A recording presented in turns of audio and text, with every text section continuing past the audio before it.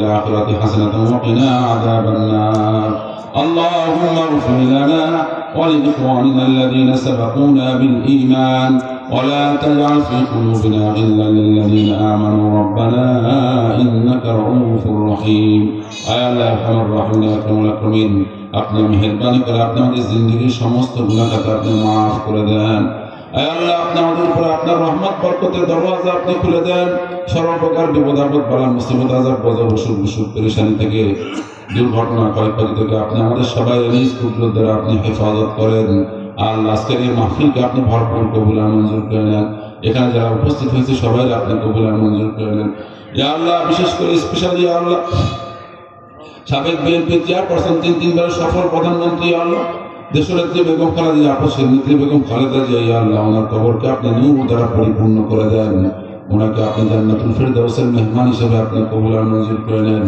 জান্নাতের নাজুন এমন সুবাতাস আপনি তার কবরে পৌঁছিয়ে দেন। জান্নাতের সঙ্গে তার কবরে একটা কানেকশন আপনি তৈরি করে দেন।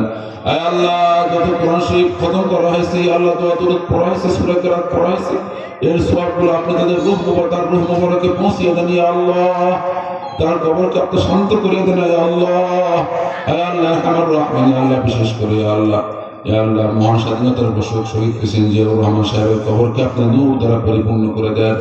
ওনাকে জান্নাতুল ফেরদাউসের মেহমান হিসেবে আপনি কবুল আর মঞ্জুর করে নেন। জান্নাতের নাজুন এমন সুবাতাস আপনি তার কবরে পৌঁছিয়ে দেন। ইয়া আল্লাহ, আমাদের কলেজের টুকরো সন্তান মরহুম আরাফাত রহমানকে ওনার কবরকে আপনি নূর দ্বারা পরিপূর্ণ করে দেন।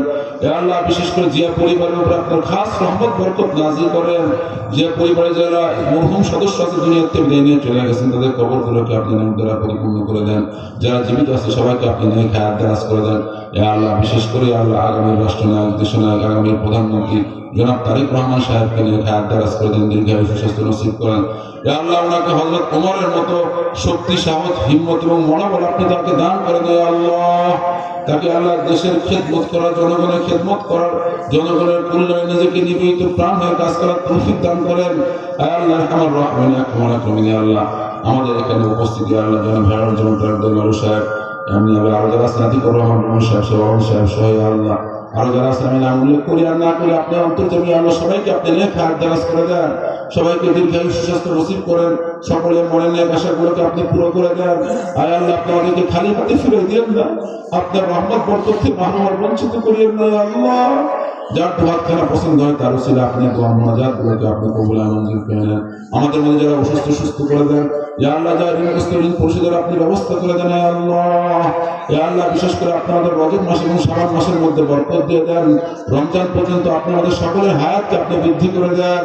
রমজানের রহমত বরকত ফজিলত আপনি আমাদের সবাইকে অর্জন করার তৌফিক দান করেন।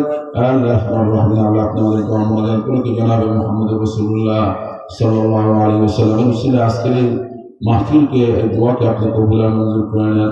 সাল্লাল্লাহু তাআলা আলা খায়রি খালকিহি মুহাম্মাদ ওয়া আলিহি ওয়া আসহাবিহি আজমাইন। সুবহান রাব্বিকা রাব্বিল ইজ্জাতি আম্মা ইয়াসিফুন ওয়া সালামুন আলাল মুরসালিন ওয়ালহামদু লিল্লাহি রাব্বিল আলামিন।